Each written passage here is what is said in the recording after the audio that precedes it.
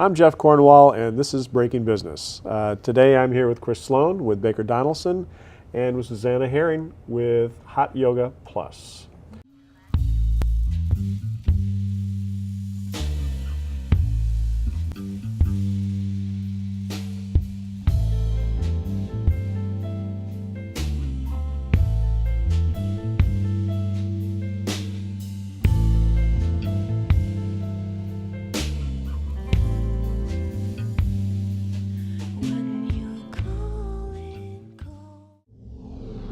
Talkopolis programming is sponsored by the following.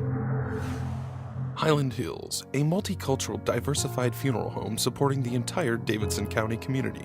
Visit our website at www.highlandhillsfuneralhome.com or call us at 615-650-5555. So I'm a little bit too old to have done a whole lot of social media back in my entrepreneurial days. Already don't buy it.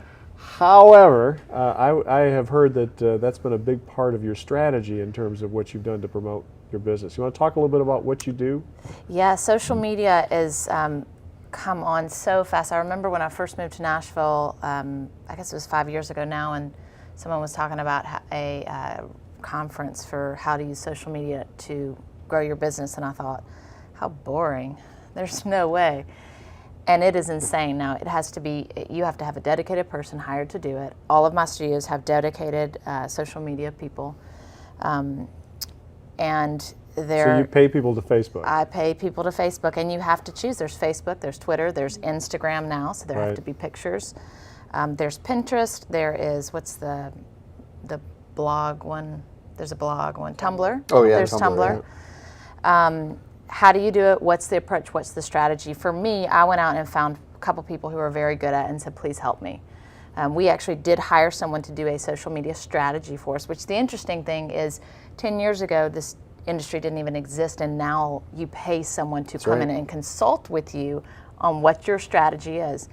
And what's you've got to figure out is, okay, not only how do I implement it, how do I engage people, how do I, et cetera, but what is my strategy, my overall strategy? So do we, are we trying to sell this? Are we trying to promote yoga? Are we, what is our approach? And then how do we, across 5 studios in 3 cities, how do I keep it consistent? And the big challenge that I see is because it's unscripted, it's not like advertising in the traditional old sense, which had a clear message, was vetted, was carefully thought through, and every word was talked through, sometimes with attorneys.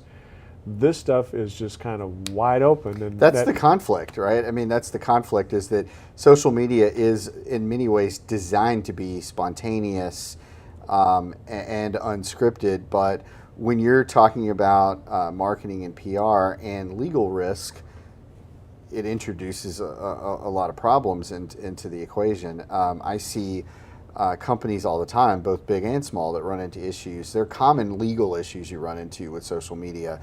Intellectual property infringement is a huge one, because there's the obvious cases where you're delivering somebody else's content, a copy of a picture that's not yours, or some other a video, some other content that you don't have the right to distribute. Or pulling out, and I'm not talking about pulling out whole text. I've seen that done. Yeah, too. And I'm not talking about sending a hyperlink where somebody else has posted it. There's nothing wrong with that. But actually forwarding the content itself, the pictures, as if it's yours. As if it's yours. Right. That can get you into trouble. Improper use of trademarks, either from a trademark infringement or dilution standpoint, or if you're using the name or social media identity of a famous person. If you're not careful how you do it, you could inadvertently create the impression that person's endorsing or sponsoring your products or services, which infringes on their rights of publicity. You've got defamation issues, but really the practical issues, what we talked about earlier, is just it isn't always as carefully thought out, and it's forever. I mean, once you put it out there, it's not going away, no matter how quickly you delete it. So I haven't seen a whole lot of enforcement of this so far, and I mean it is, you can't open a blog without seeing something where they probably have taken somebody's picture without permission or used a logo.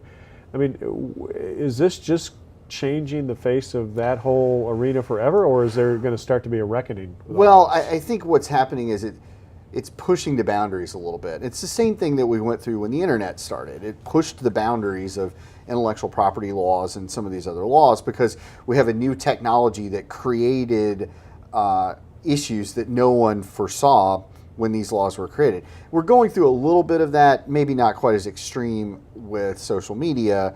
And there's a lot of complicated issues about what constitutes fair use, what doesn't, that get into this. But the key takeaway is, some care is required, particularly if you're doing it on behalf of a business, to make sure that you don't create problems.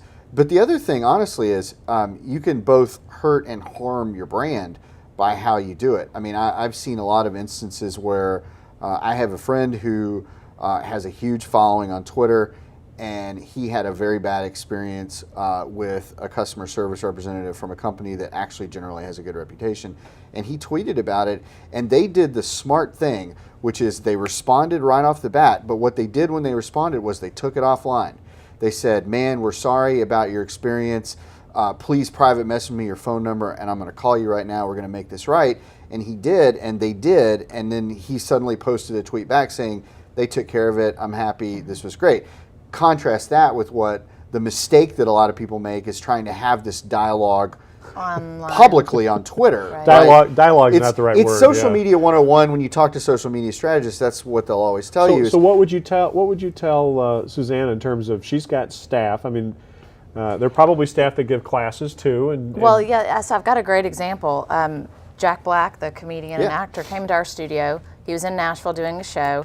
The studio's a buzz. Jack Black, somebody famous, is there. He took a picture with two of the teachers. We're thrilled to death. They sent it to our social media girl, and she posts it. Yeah. He even gives us a shout out on stage, but I'm hearing you and thinking, oh no, Jack Black's people are going to come after me because we're using him to promote Hot Yeah. Yoga Plus. So do you say to your staff, do not post anything that we have not approved, or do you say, or we just say, okay, we'll push the boundaries and here's some macro. We'll let Sloan sort it out later. Yeah, right. We'll pay Sloan later. I think the answer is it comes down to training, right? Right. And there, I think helping them understand what the potential issues are and creating that awareness hopefully will instill in them that governor where they say, this looks fine, or I really need to talk to Susanna and or our lawyer before we push It this. becomes so, it's just such a ripple effect because I have my official Hot Yoga Plus social media stuff, but I have 85 teachers who all have social media accounts and they're posting about Hot Yoga Plus, and I have zero control, like you said. Yeah. So how do I train them? And At the end of the day, it's very easy to get sort of caught on paralysis by analysis. And the fact of the matter is that if your intentions were innocuous, most of the time it's either not going to be a problem or it's going to be one that's repairable. The Jack Black situation, in a typical situation like that, the worst that ever happens is they just say, don't do that again. Or please right? remove, yeah. Or please remove, right? I mean, it's just very although rare. it never that goes away, as right, you've actually but said. that sort of thing. If I had been your lawyer and you asked me, I would have said I wouldn't worry about that. He was at the studio. It's a picture of him at the studio. You didn't say anything that was factually incorrect about whether he or even suggest or imply that he was endorsing you. You just said, hey, look, Jack Black came to the studio I guess and he we gave could you have a sold it to People Magazine. That would have been worse. Yeah, that might have been a problem. Much worse, yeah. Definitely wouldn't advise My that. advice for entrepreneurs out there, we have a macro document that's pretty high level for the people anybody who does my social media has to read it, that says no sex to sell yoga, no posting XYZ, whatever it is that our high level policies are that I feel very strongly about. I will not allow that to represent my business. So kind of like you train people on how to deal with a customer every day in a class or in a Exactly. in any kind of What do you do when a new exchange. student walks in? How do you orient them? I no think that's great advice and a great way for you to convey to your employees, how they need to represent you in that forum. Well, I have some great advice, and I plan to go tweet about this advice as soon as we're done here. Thank you. Excellent.